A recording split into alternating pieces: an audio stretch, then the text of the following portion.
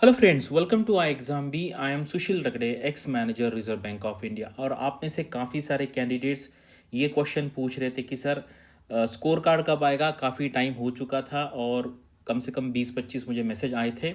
मैंने कहा कि जनरली 15 दिन में रिलीज़ हो जाता है, लेकिन कल शाम को उन्होंने कट ऑफ जो है फेज़ 2 का एंड फाइनल रिलीज़ कर दिया। यानी कि स्कोर कार्ड सबका आ चुका है, जिन्होंने फेज़ 2 का एग्ज़ाम दिया था, जिन्होंने इंटरव्यू दिया था और जिनका फाइनल सिलेक्शन हुआ है, सबके मार्क्स आ गए हैं। तो यहाँ पे मैं आपको दिखाऊंगा कट ऑफ कितना है, मैंने कितना प्रेडिक्ट किया था, मेरा सही आया नहीं आया वो। और यहाँ पे एक शॉकिंग ऑब्जर्वेशन है, वो भी मैं आपको बताऊंगा। और अभी ऐसे हो गया कि भाई इंटरव्यू जो है एक वेटो बन गया। आपको पता है वेटो का मतलब क्या होता है? कि भाई वो डिसाइड करेंगे कि इसको नहीं लेना है। करेक्ट, इसको नहीं लेना है। उसके बहुत सारे रीज़न हो सकते हैं भाई, कोई किसी को यहाँ पे पर्सनली नहीं जानता है, तो कोई ऐसे दुश्मनी वाली बात नहीं है। लेकिन कुछ कुछ एट्रीब्यूट्स ऐसे हो सकते हैं आप में कि वो उनको अच्छे ना लगे, इसके वजह से उन्होंने डिसाइड किया कि इसको नहीं लेना है। एक्चुअली वही रीज़न था कि पहले इंटरव्यू के मार्क्स 50 हुआ करते थे, और 50 मार्क्स में अगर किसी को 5 मार्क 10 मार्क दिए तो भी उसका सिलेक्शन का चांस बनता था, और ऐसे लोग सेलेक्ट होते थे। अभी उन्होंने क्या किया, ये इंटरव्यू के मार्क्स बढ़ा दिए हैं, 75 कर दिया है। यानी कि इंटरव्यू का वेटेज जहाँ पे ज़्यादा है, अगर परसेंटेज वाइज देखेंगे तो वो 20 है, लेकिन लेकिन अगर आप देखें किसी को 10-15 मार्क्स देंगे और किसी को 60-65 मार्क्स देंगे, तो जिसको डबल डिजिट या लोअर डबल डिजिट में मार्क मिलेगा 10-15 के नीचे, तो उसका सिलेक्शन नहीं होगा, और जिसको 60 के ऊपर मिलेंगे उसका सिलेक्शन हो जाएगा। तो अभी मतलब आप वहाँ तक जाते हैं, आप कितना भी अच्छा परफॉर्म करते, क्योंकि कल जब से ये आया है मुझे कम से कम 60-70 लोगों ने मैसेज किया कि सर मुझे कभी भी कोई भी इंटरव्यू में इतने ख़राब मार्क्स नहीं मिले हैं। लोगों ने बताया कि उनका नियर अबाउट 90, 95, 97 के मार्क्स थे IBPS PO में, एक दो बार, उसके बाद SBI में भी थे, बाकी सारे ऑर्गेनाइजेशन में। और यहाँ पर उनको 10, 12, 15 मार्क क्यों दिए, ये बहुत लोगों को ये क्वेश्चन है। तो इसलिए ये शॉकिंग ऑब्जर्वेशन है। और दूसरा भी मैं ऑब्जर्वेशन आपको आगे बताऊंगा। चलो यहाँ पे वीडियो स्टार्ट करते हैं। तो ये देखो, ये है जनरली हम जो बात करते हैं, जनरल कैटेगरी की बात करते हैं, UR की बात करते हैं, तो 173.50 ये फेज 2 का कट ऑफ है।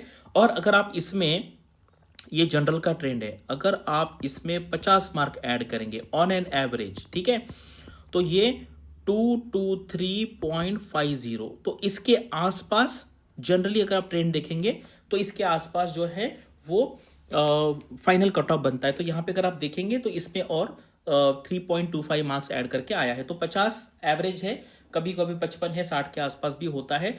तो आगे आने वाले टाइम में अगर आप बहुत बॉर्डर पे आपका सिलेक्शन हो रहा है या फेज 2 में, तो भाई इंटरव्यू में फिर आपका रिस्की हो जाएगा। तो इसलिए आपको क्या करना है, जितने कैंडिडेट्स का मैंने देखा है कि 10, 12, 15, 7, 8, 2, 3 ऐसे मार्क्स से रहा है, तो आपके पास अभी एक ही ऑप्शन है कि भाई हमें फेज 2 में ज़्यादा से ज़्यादा मेहनत करना है, प्लस प्लस 10 प्लस मार्क लाने का ट्राई करना है।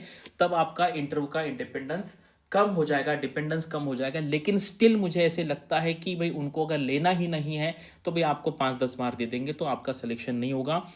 अब ये पता नहीं ऐसा क्यों हो रहा है। और मोस्टली अगर आप देखेंगे, और इसमें और एक ऑब्जर्वेशन मेरा है कि जो EWS के कैंडिडेट हैं, उनके काफ़ी अच्छे मार्क्स थे फेज 2 में, काफ़ी अच्छे, मतलब कट ऑफ से 10, 15, 20, 25 मार्क ज़्यादा थे। लेकिन उनका सिलेक्शन ऐसे हुआ है कि सिर्फ मतलब EWS में उनका सिलेक्शन हो जाए, क्योंकि अगर आप इसमें और इसमें डिफरेंस देखेंगे तो ये नियर अबाउट 20 मार्क का डिफरेंस है।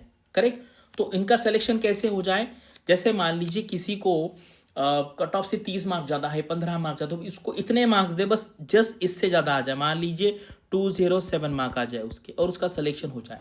क्योंकि जो कैंडिडेट है उसको क्या चाहिए, सिलेक्शन या रिजेक्शन। करेक्ट, मतलब उसको सिलेक्शन चाहिए। तो EWS के कैंडिडेट है, उसको क्या फर्क पड़ता है, फॉर एग्जांपल कि EWS में सिलेक्शन हो, जनरल में हो। करेक्ट, लेकिन ये पर्पसफुली ऐसा लगता है कि ये मैनिपुलेशन करके कैंडिडेट का सिलेक्शन हो रहा है, यानी कि वो कैंडिडेट पे कोई अन्याय नहीं हुआ है, कोई इनजस्टिस नहीं हुआ है। लेकिन एक कैंडिडेट ने कहा सर मुझे सिर्फ 20 मार्क मिले तो मुझे बहुत सिलेक्शन हो गया, उसका सिलेक्शन हो गया, लेकिन सर मेरा परफॉर्मेंस 20 मार्क वाला जैसा डेफिनेटली नहीं था, 50-60 वाला था। लेकिन 50-60 हो जाता तो उसमें जनरल में सिलेक्शन हो जाता। ठीक है, अब ये पता नहीं ये कैसे हो रहा है। ये ऑब्जर्वेशन जो है लास्ट ईयर भी मैंने देखा था, उसके लास्ट ईयर भी है।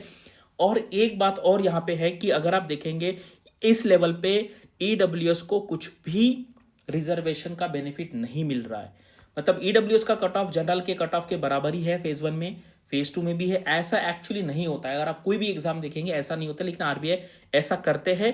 और मुझे ये भी पता नहीं कि भाई कुछ कुछ वैकेंसी यहाँ पे उन्होंने क्यों वैकेंट रखी है। कुछ फिजिकल हैंडीकैप कैंडिडेट्स ने मुझे रिक्वेस्ट किया कि सर ऐसा कैसे हो रहा है कि आरबीआई कैंडिडेट्स फिल नहीं कर रहा है। मतलब ऐसा तो नहीं हो सकता भी कैंडिडेट नहीं मिल रहे, बहुत सारे हजारों भी कैंडिडेट्स अप्लाई कर रहे हैं और इन्होंने कुछ तो भी क्राइटेरिया रखा है कि उतने मार्क्स मिलने चाहिए तभी हम फिल करेंगे। ऐसा गवर्नमेंट जॉब में होता नहीं है भाई। टॉप के अगर कोई भी कैटेगरी में अगर 10 वैकेंसी है तो भाई उसके टॉप 10 लोग लो इररेस्पेक्टिव ऑफ द मार्क्स। ऐसा मैक्सिमम एग्जाम में होता है, आरबीआई में कुछ अलग चल रहा है। अभी ये पता नहीं है। यहाँ पे देखो no PW candidates ST EWS category, correct. तो काफ़ी सारे कैंडिडेट्स ने मुझे उसको उनके स्कोर कार्ड भेजे हैं और ये भी भेजा है कि सर ऐसा कैसे किया। अभी पता नहीं भाई आरबीआई ऐसा क्यों करता है। अभी देखो ये मैंने कट ऑफ रेडी किया था, ये ऐसा नहीं है भाई, काफ़ी सारा रिसर्च करके आप देखो ये पिछले साल के सारे कैंडिडेट्स के मार्क्स थे। मैंने उसमें से कुछ उनका ये निकाला कट ऑफ कितना, मतलब वो कुछ कैलकुलेशन किया था मैंने कि यूआर का कट ऑफ निकालना है, तो यूआर का लास्ट कैंडिडेट, और उसमें से मैंने फिर 50 मार्क माइनस किए फाइनल सिलेक्शन में, और इससे फिर मैंने और 10 मार्क माइनस किए, करेक्ट। क्योंकि पेपर काफ़ी डिफिकल्ट था। आपको पता है दो चीज़ें थी, वैकेंसी कम है तो कट ऑफ बढ़ जाता है, करेक्ट, लेकिन पेपर डिफिकल्ट है तो कट ऑफ कम हो जाएगा। तो ये सारा कैलकुलेशन करके मैंने ये कट ऑफ रेडी किया था जो बस 2 मार्क आगे पीछे है एक्चुअल से। और लास्ट ईयर तो मेरा जो कट ऑफ था वो एग्जैक्टली सेम था, एग्जैक्टली मतलब जैसा था उतना ही था, 1 पॉइंट भी आगे पीछे नहीं था। तो ये एक्चुअल कट ऑफ कितना है और मैंने कितना प्रेडिक्ट किया वो है। अभी ये आज 7 तारीख के आज शाम को 9 बजे बैंकर्स के लिए स्पेशल वर्कशॉप है। आप यहाँ पे कॉल करके इसका इन्फॉर्मेशन ले सकते हैं, उसका लिंक भी मैंने कमेंट सेक्शन में दिया है। तो अभी यहाँ पे देखो कि जैसे मैंने कहा ना कि वेट हो, जैसे एक तो देखो क्या है, आपको ब्लफ नहीं करना है, ठीक है, ब्लफिंग नहीं करना है। कुछ कैंडिडेट को लगता है कि मैं कर लूँगा, करेक्ट, झूठ नहीं बोलना है, करेक्ट। उसके बाद आरोगंट बिहेवियर नहीं दिखना चाहिए। बहुत बार आपको लगता होगा कि यार नहीं, मतलब कौन आरोगंट वहाँ पे बिहेव करेगा, लेकिन दिखता है वो, ठीक है। उसके बाद यहाँ पे क्या है, मतलब छोटा मोटा लोग स्टोरी बना लेते हैं, वैसी स्टोरी नहीं बनानी है, करेक्ट। यहाँ पे आप उनको लगने चाहिए कि भी आप टीम प्लेयर हो। एंड बेसिक इंफॉर्मेशन है, मैं हाई लेवल की इंफॉर्मेशन नहीं बोल रहा हूँ, बेसिक इंफॉर्मेशन आरबीआई के बारे में, बेसिक इंफॉर्मेशन आपका बैंक के बारे में, बैंकिंग के बारे में, उसके बाद आपका जॉब है, एंड ओवरऑल इंडियन इकोनॉमी है, करेक्ट, इंडियन इकोनॉमी। और गवर्नमेंट को क्रिटिसाइज नहीं करना है। बहुत बार ये हो जाता है, बातों बातों में हम बोलते नहीं ये है, ऐसा है, वैसा है, और बहुत सुपरफिशियल आंसर नहीं देने यहाँ पे। नहीं नहीं भाई, मैं तो देश की सेवा करना चाहता हूँ, I want to contribute to the economy, I want to participate in to policy formulation. भाई पॉलिसी फॉर्मुलेशन तो मतलब डीजीएम, जीएम, ईडी लेवल पे भी नहीं होता है। आपको पता है सबसे बड़ी पॉलिसी फॉर्मुलेशन जो ऑर्गेनाइजेशन है वो है पार्लियामेंट है, उसके बाद कैबिनेट है, उसके बाद नीति आयोग है, प्राइम मिनिस्टर इकोनॉमिक एडवाइजरी है, और उसके बाद हमारा बोर्ड ऑफ डायरेक्टर्स आते हैं जिसमें डिप्टी गवर्नर रहते हैं। तो अगर आपको कहना है तो आप पॉलिसी इंप्लीमेंटेशन कह सकते हैं, और बहुत ही बड़ी चढ़ाई बातें नहीं करनी है। भाई मुझे सोसाइटी को सर्व करना है, तो फिर उन्होंने क्लियरली बोला भाई आप एनजीओ ओपन कीजिए, पॉलिटिकल पार्टी ज्वाइन कीजिए। अगर आपको ये सारा करना है तो यहाँ पे आप जितना मतलब ऑनेस्टली यहाँ पे आंसर देंगे उतना यहाँ पे आपको ज़्यादा बेनिफिट होगा। तो देखो जिनको बहुत कम मार्क्स मिले हैं, मुझे ऐसे लगता है कि 30 से नीचे मार्क्स मिले हैं, 30 से नीचे, देखो अगर 15 से नीचे है तो भाई उनको बहुत ही मतलब आप अच्छे नहीं लगे, बहुत ही खराब लगे। 30 में ऐसा है कि भाई उनको आपको नहीं लेना है, लेकिन वो आपको एक चांस दे रहे हैं कि भाई चलो हम 30 मार्क देते हैं आपको, 25-30, और अगर आप बहुत ही अच्छे हैं फेज 2 में तो भाई आपका सिलेक्शन हो जाए। लेकिन ये इसका मतलब है भी उनको आपको लेना ही नहीं है किसी भी हाल में, करेक्ट। 60+ मार्क्स का मतलब है कि भाई वो आपको 100% लेना चाहते हैं इररेस्पेक्टिव ऑफ योर फेज 2। और बाकी के जो कैंडिडेट्स हैं जो इसके बीच में है, दोज आर नॉर्मल कैंडिडेट्स, यानी कि उनका ऐसा है कि यार ठीक ठाक कैंडिडेट्स है, बहुत एक्स्ट्रा ऑर्डिनरी भी नहीं है और इनको रिजेक्ट भी नहीं करना है। तो फिर उनका फेज 2 प्लस इंटरव्यू, इसका मिलके अगर टोटल कट ऑफ से ज़्यादा आएगा तो उनका सिलेक्शन हो जाएगा। तो यहाँ पे तो अभी ये जो सारा है ये सब्जेक्टिव है। आपको पता है अगर आप सेम कैंडिडेट सेम पैनल के पास अगर आज जाएंगे और कल जाएंगे, या आप सेम कैंडिडेट 2 अलग अलग पैनल के पास सेम दिन में जाएंगे, तो इसमें वेरिएशन मार्क्स में आता है क्योंकि ये सब्जेक्टिव है।